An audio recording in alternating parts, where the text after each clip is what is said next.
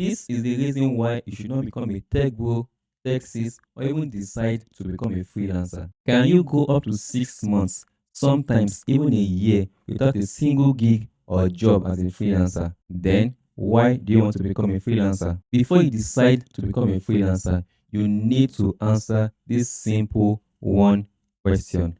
Why do you want to become a freelancer and not look for a 9 to 5 job like everyone else? Why do you want to work from home and not have to wake up every morning rushing to catch a bus?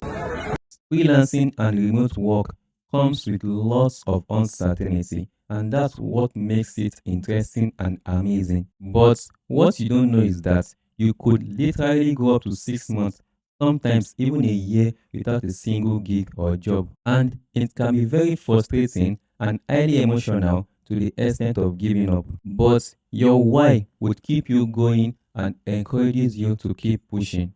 Freelancing and remote work isn't rosy from the onset, but with a big why, the right resources at your disposal, and the fact that someone else has achieved what you are trying to achieve before means you can also do it.